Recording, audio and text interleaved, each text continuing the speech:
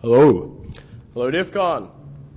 So, this is Fear, Uncertainty, and the Digital Armageddon. I hope everyone here can see the humor in that without that having to be explained. I know.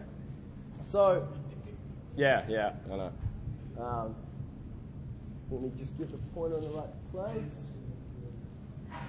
So, my name's Morgan, and I'm a security guy. Hold on a second. Which slides am I actually running here?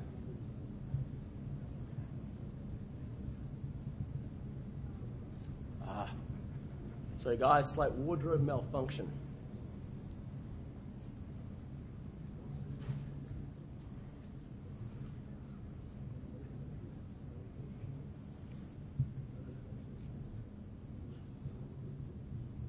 There we go.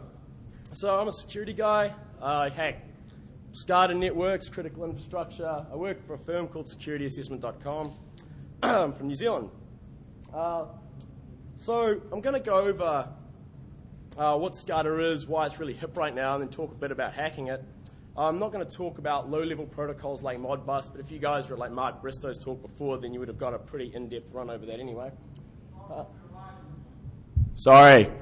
Better? All right.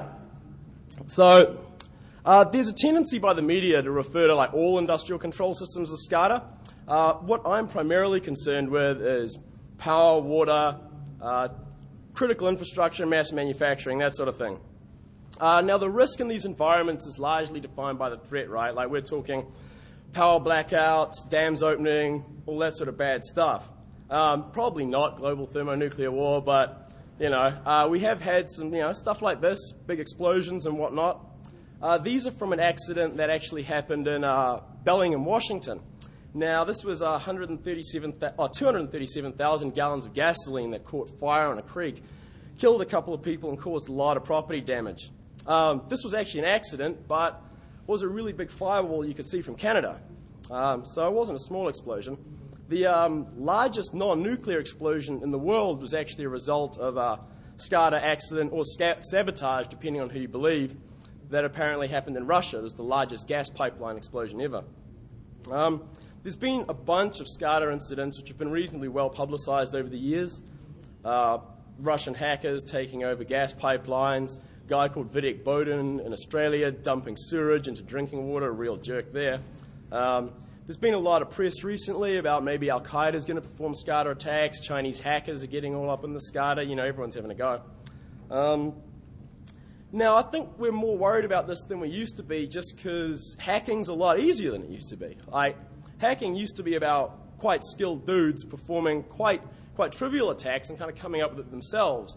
Now, because of the rise of exploitation platforms and ODA packs and that sort of thing, you can get other people to do all the work for you and offset time and skill with money. So you can just buy yourself a Russian ODA pack and, you're off to be a bad guy. Now, the digital Armageddon obviously hasn't happened yet, but without hype, there's no story, right? So it does behoove the media to, juice it up a bit and get people worked up. I mean, despite this, you get the blaster didn't cause the East Coast power outage. Everyone knows stories of teenage hackers that get pretty overblown.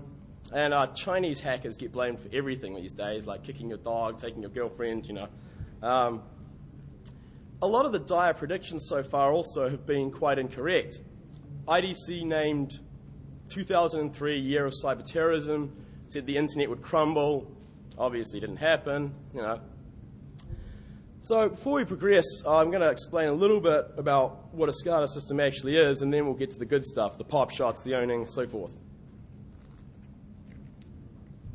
So SCADA system is basically generally a spread out geographically remote set of systems that are controlled by a central computer.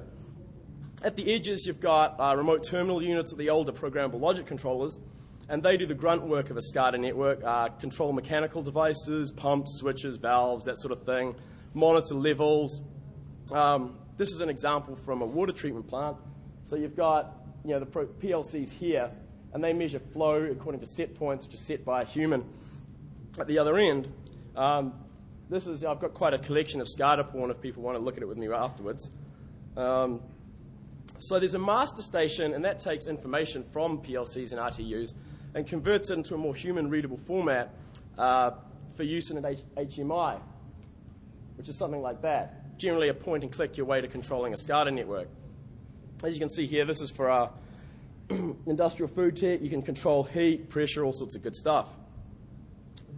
The communications layer of a SCADA network is traditionally a mix of radio and direct serial connections, protocol called RS-485, which is multi-point serial, used to transfer Modbus and other low-level SCADA protocols. These days, we are actually moving to a brave new interconnected world where we want everything to run over IP, from toasters to fridges.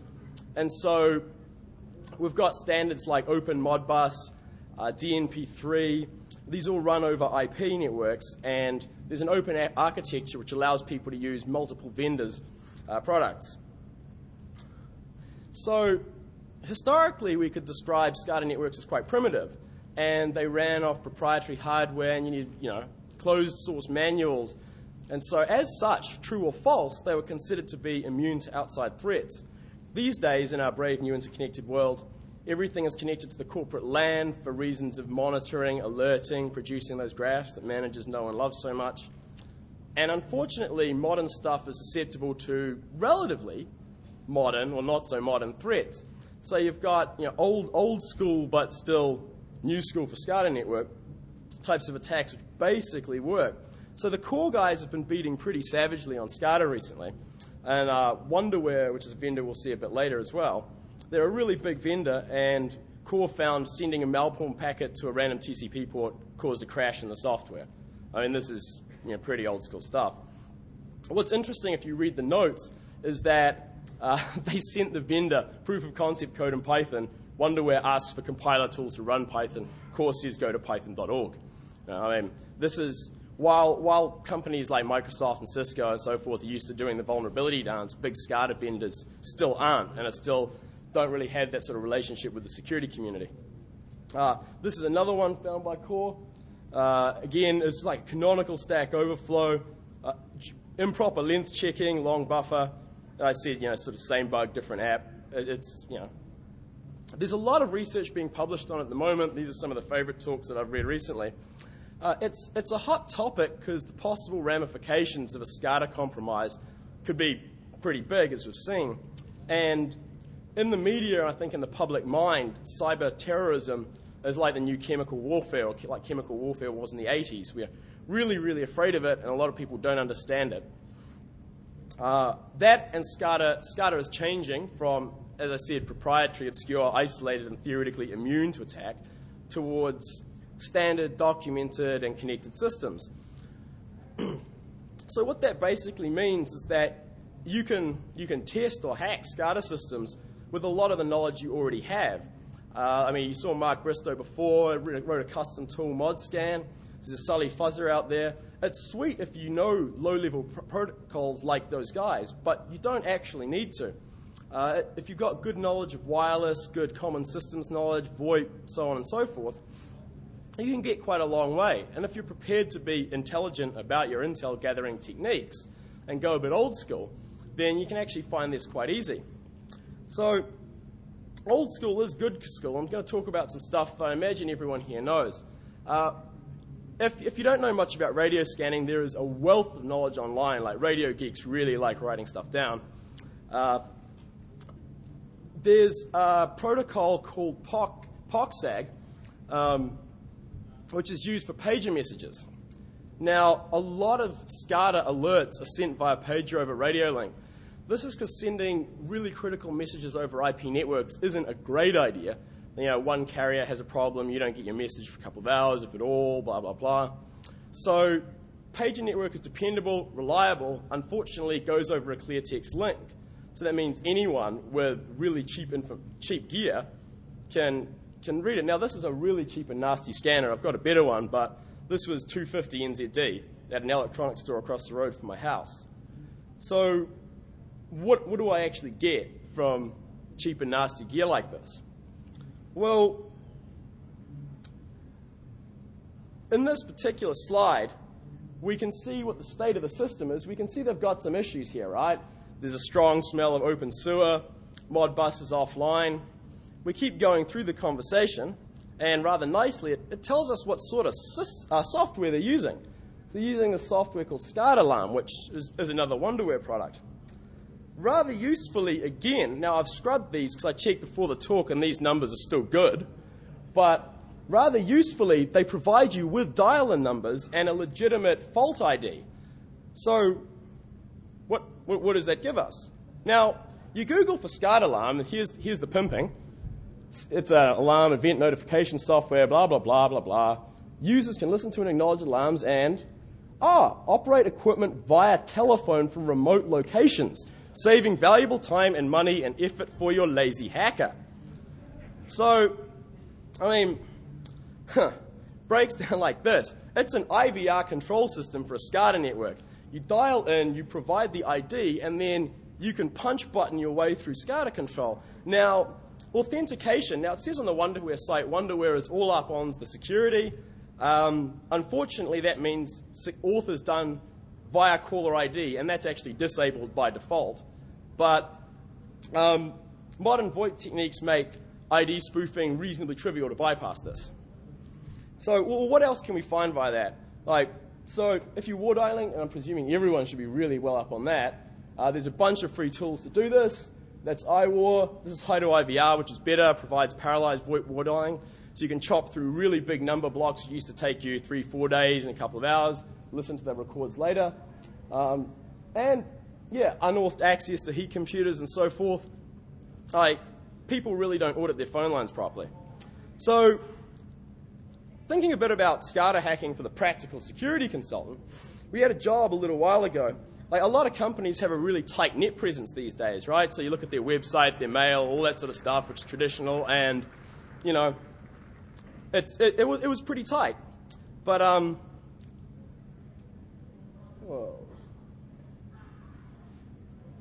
We tried to walk on site, and they were all like, ID badge this, please leave that, which, didn't work very well. We looked at their wireless, WPA2, that was quite good.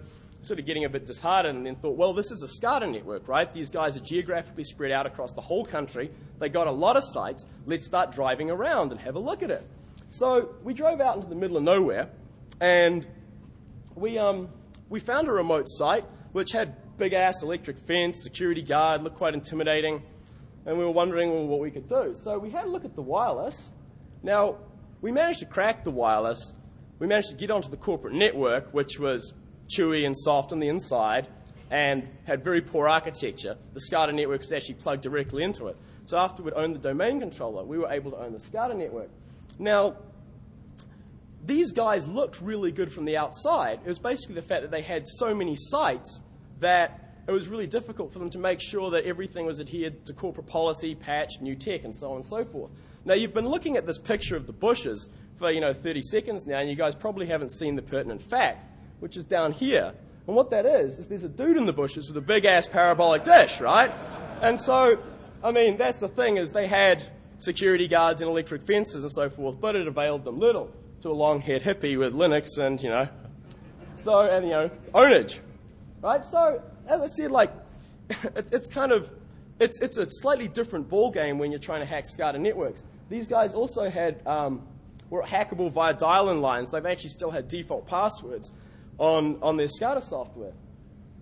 So the conclusions we can draw from this is that there's actually numerous connections to SCADA networks. It used to be believed that they're isolated, but you've got dial-in networks, radio, wireless, LAN connections, etc., etc.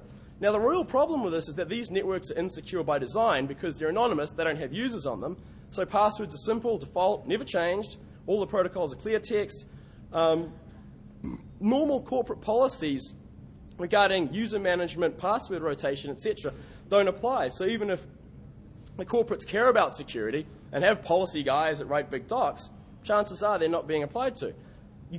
SCADA systems are rarely patched. Most vendors have an SLA to provide one patch a year, if that. So this leads to a really large vuln window. Generally what you do is you install your SCADA system and walk away and just replace it when it's out of date. So as you can see, like a really different model to traditional IT networks. the lifetime of the gear is a lot longer, rarely patched, etc., etc. There's some good things happening in SCADA security, new standards, excellent practical guides, etc., etc. But you really need to conduct physical site surveys, stuff like that, because, the guy in the bushes. Lockpicking is actually pretty trivial. And as I said, SCADA networks are really spread out. So as Mark Bristow said, you gain access to the wire, you can use his tool to pretty much own anything. Lockpicking is pretty easy, especially when it comes to asset owners, because they have lots of stuff to secure, so they buy really shitty locks. You can shim padlocks really easily. If you don't believe me, go to the Lockpick Village. I saw Deviant Ollam shim a padlock with a piece of paper. I mean, yeah. I've seen SCADA vendors use wireless security cameras throughout their, which is really stupid because it's pretty easy to DOS wireless. Like here's a site where they had a big-ass electric fence, but it was protected by a lock that was that shitty. I mean, it doesn't matter if you've spent like $20,000 on your massive electric fence if you're using a $5 lock. And it just leads to long hairs up in your SCADA. Like, it's, yeah, not a good plan.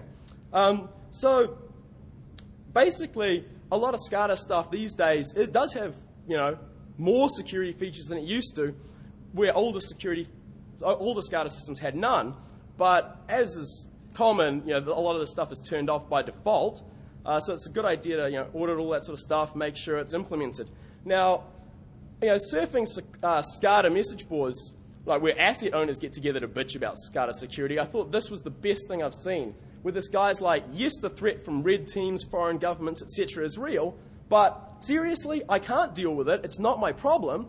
I can't deal with, I don't have government-style security software. I don't have guards with submachine guns and flak jackets, and I pay taxes. And I'm actually worried about providing water sanitation services or whatever, so screw you guys. Which, it's fair enough. So here's another job I did actually, where we basically, it's a difficult problem securing SCADA networks because people frequently admin security gear from the corporate side of their network. And so basically, it means that if you compromise the business side of the network, then you will own SCADA without particularly sophisticated attacks, largely because if you own the side of the network that admins the firewalls, you can just change them. So we were at a customer site, and they took a really long time to actually get to us, and we were sitting in their lobby, so we got pissed off. Noticed there was a jack there plugged into the wall and found that it was live, which gave us access to the corporate internal. Now, we managed to own the intranet server because they had insecure file upload dialogues. Password reuse gave us the domain controller, and that gave us arbitrary desktops. Now, what we actually owned was not an IT file server. It was just a dude's share who had 2 gig of documentation. Now, we'd been banging our heads against this firewall for quite a long time because it was guarding the SCADA network. These guys actually had pretty good architecture, and it was pretty annoying we couldn't get to the SCADA. However, 2 gig of documentation meant that we actually had their firewall configs and their passwords in clear text. And so what that meant was we now owned the firewall and all their switches and routers, which meant, well, we own the corporate network, we own the firewall, so let's just change the firewall rules, and booyah, we own the SCADA network. Now, because users are stupid and reuse passwords, anyone whose password is password1 is probably going to reuse it on the other side too. Passwords are the same on the SCADA domain controller, and we own that, and there we go, right? So, just for extra bonus points, we also realized that they were being stupid with their VoIP and using the same phone system on both sides of the network too. So I think I'm running out of time. So in summation, it's a really good idea not to rely on your SCADA networks being secure because you think they're difficult or esoteric or strange. It's not going to work. Basically, we need to lean on SCADA vendors to be more open about the nature of the backdoors they have to admin systems and demand that they provide systems that can be secured. Now, I've been thinking a bit about who's going to make money out of this, all the fear, uncertainty, and doubt going around, and it's not the pen testers. It's not even the SCADA vendors. It's actually the usual security players, right? Like you've got people like Checkpoint, FortiGate, etc., who are going to start selling magic bullet solutions and already have. So sort of beware snake oil and that sort of thing that's going to start going around. So while I think that a lot of the fear-mongering these days is pretty crazy, this is an issue that really needs attention.